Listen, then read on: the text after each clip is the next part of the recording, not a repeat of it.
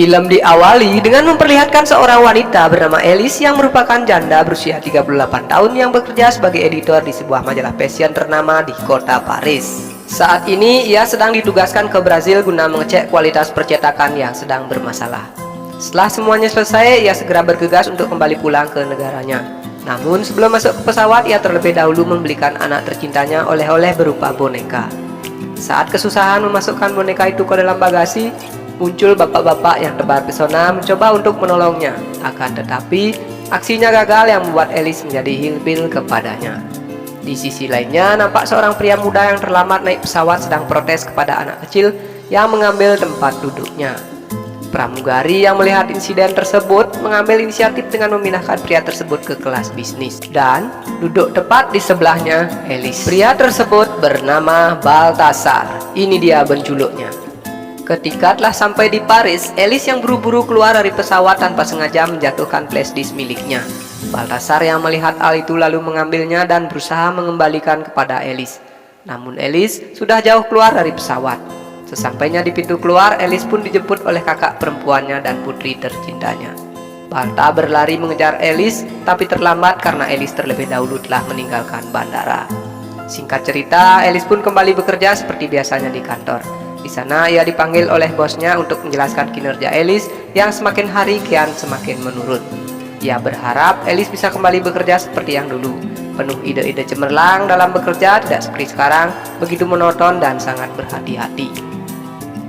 Sore harinya saat Alice baru pulang ke rumah, mantan suaminya datang menjemput putri tunggal mereka untuk gantian menginap di rumahnya.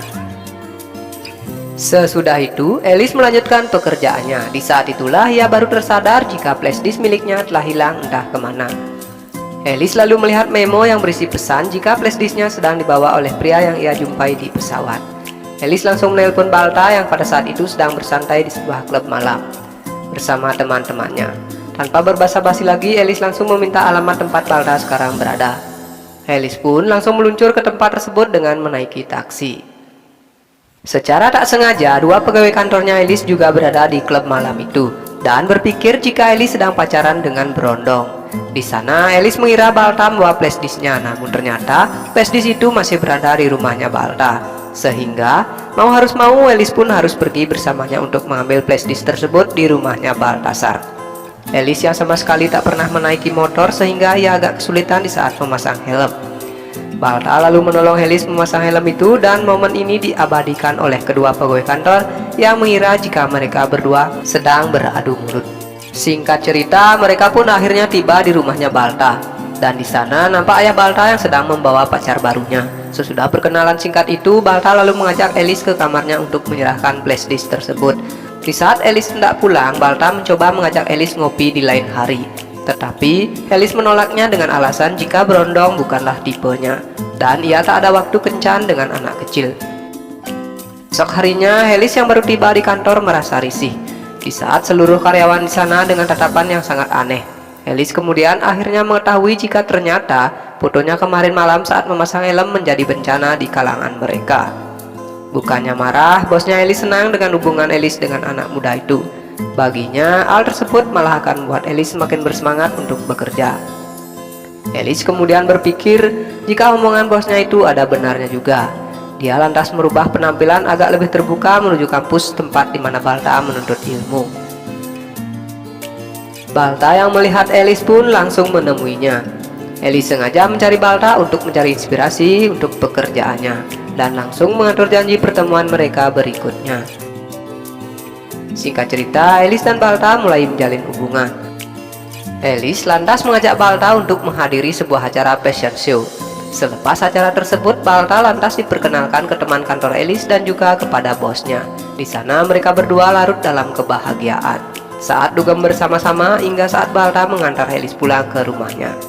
Ia yang tak mau menyia-nyiakan kesempatan itu langsung mengambil tindakan dengan mengajak Alice menongcret bersama. Esok paginya Balta yang pergi dari sana karena anak Alice akan segera datang. Namun sialnya di luar sedang hujan deras. Alice pun membiarkan Balta untuk menunggu hujan itu hingga reda.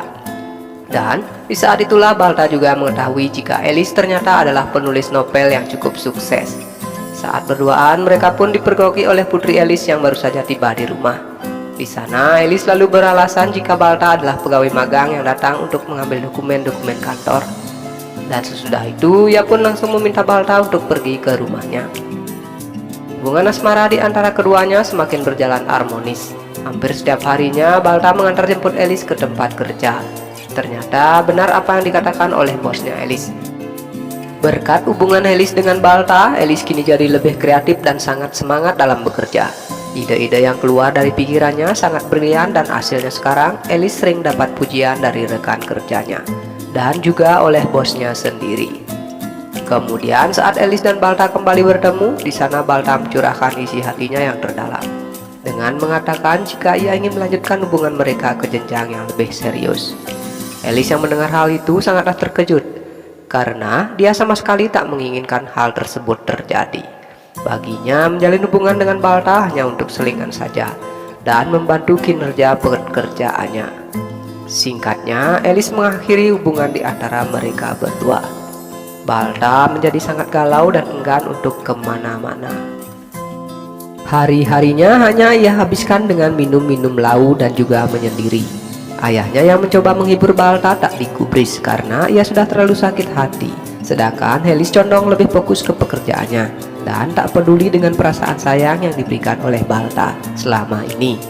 Di suatu hari, kantor Elis dikunjungi direktur dari majalah fashion tersebut untuk mengadakan rapat dadakan. Yang kecewa karena sampul majalah yang akan diterbitkan bulan depan terlalu monoton dan cover boy yang digunakan di bagian depan sudah terlalu mainstream baginya. Pegawai yang lainnya pun lalu mencoba memberi alternatif model kepada sang direktur, tapi tetap saja ia tak menyukainya. Hingga kemudian ia melihat wallpaper lab miliknya Elis yang masih menggunakan fotonya Balta dan meminta agar menggunakan pria itu sebagai model covernya nanti. Walhasil Elis pun kacau balau. Ia tak menyangka akan bertemu kembali dengan Balta. Elis mencoba menelpon Balta namun tak ada respon dari mantannya tersebut. Ayah Balta yang baru tiba dari liburan sangat terkejut melihat kondisi rumah yang sangat berantakan. Ia tak menyangka jika galau anaknya ini begitu sangat parah hanya karena diputus cintanya oleh seorang rondo. Tiba-tiba bel rumahnya berbunyi, ternyata Elis sudah berada di depan pintu. Ayahnya yang super baik itu meminta Balta untuk segera menemuinya. Ia juga meminjamkan kemeja yang ia pakai kepada anaknya.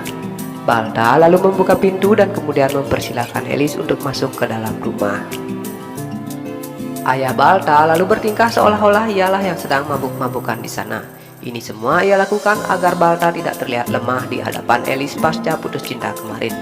Elis langsung mengatakan tujuannya ke sana. Ia meminta bantuan kepada Balta agar bersedia menjadi model di majalahnya. Namun ternyata sakit hati yang dialami oleh Balta masih belum sembuh dan ia menolak mentah-mentah untuk membantu pekerjaannya Elis. Hari pemotretan pun akhirnya telah tiba.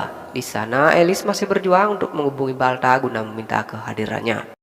Elis mulai terdesak saat fotografer dan bosnya menanyai model yang tidak juga kunjung-kunjung datang. Ia selalu beralasan jika Balta sedang terjebak kemacetan. Elis tentu tidak ingin karirnya hancur hanya karena ketidakhadiran model di sana.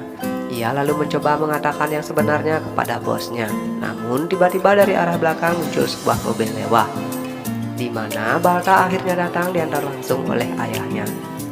Ayahnya pun memberi semangat kepada Balta agar tetap tegar dan begitu tegap layaknya pria sejati. Balta kemudian langsung di make up oleh hairstylist dan ia pun siap untuk melakukan pemotretan. Di sana Elis terlihat kaget bercampur senang karena melihat Balta yang gantengnya kelewatan. Akhirnya sesi pemotretan pun dimulai. Namun basicnya Balta yang bukan seorang model, ia pun tak mau disuruh-suruh oleh orang yang baru ia temui, apalagi dengan nada bicara yang kasar. Tanpa banyak pertimbangan, Balta langsung keluar dari area foto dan pergi meninggalkan tempat tersebut. Elis langsung menghampiri Balta dan meminta maaf karena sebelumnya ia tidak memperingatkan jika fotografer tersebut cenderung ketus dalam berbicara. Di sana Elis memohon kepada Balta agar ia bersedia kembali untuk difoto. Namun meski Balta memaafkan hal tersebut, tetap saja ia tak mau kembali memenuhi permintaan dari Elis. Kejadian itu akhirnya membuat Elis kehilangan pekerjaannya, seolah mendapatkan karma karena telah mempermainkan hati seorang pria. Elis kini hanya klingang-klingang tanpa memiliki pekerjaan tetap. Ia pun mencoba kembali menghubungi Balta, namun sayangnya nomor Elis telah diblokir oleh Balta. Tapi Alice tak putus asa. Ia lalu pergi ke kampus untuk mencari keberadaan si Balta. Alice pun bertanya kepada teman-temannya dan di sana mereka mengatakan jika Balta kini sedang ada kelas. Alice pun segera menuju kelas tersebut. Saat menuju ke kelas, seorang siswa mengira jika Alice merupakan seorang dosen tamu yang telah mereka tunggu kehadirannya. Di sana Alice pun nampak kebingungan saat diminta untuk mengajar dan ia tak tahu harus berkata apa di kelas itu. Sementara Balta yang melihat Alice tiba-tiba di sana menjadi kebingungan. Kemudian Alice secara perlahan menjelaskan kepada semua yang hadir di sana jika tujuan dia datang ke kelas tersebut bukanlah sebagai dosen tamu seperti yang mereka kira, melainkan untuk meminta maaf secara tulus kepada Balta karena telah menyakiti hatinya. Balta yang mendengar penjelasan dari Alice tersebut tidak dengan mudah menerimanya. Baginya sakit hati yang ia terima selama ini tidak serta-merta bisa terhapus dengan sebuah ucapan permintaan maaf. Meskipun begitu, Balta sesungguhnya masih mencintai Alice. Hatinya pun perlahan-lahan luluh dan ia pun turun dari kursinya serta menghampiri Alice untuk menerima permintaan maafnya. Kehilangan pekerjaan utama tak membuat Alice menjadi putus asa. Ia pun memilih untuk menjadi seorang penulis dan berfokus untuk menyelesaikan novelnya. Ia kemudian mendatangi kantor percetakan dan meminta menerbitkan novelnya tersebut. Selain itu, mereka berdua juga akhirnya memutuskan untuk kembali menjalin hubungan yang jauh lebih serius. Dan film ini pun tamat. Oke teman rehat, sekian dulu alur cerita film kali ini. Jika kalian suka, silahkan tekan tombol subscribe, nyalakan loncengnya agar tidak ketinggalan video terbaru dari channel ini. Jangan lupa share ke teman-teman kalian agar teman-teman kalian juga bisa menikmati alur cerita film dari channel ini. Jika ada salah kata, saya mohon maaf dan saya undur diri. Sampai jumpa di video berikutnya.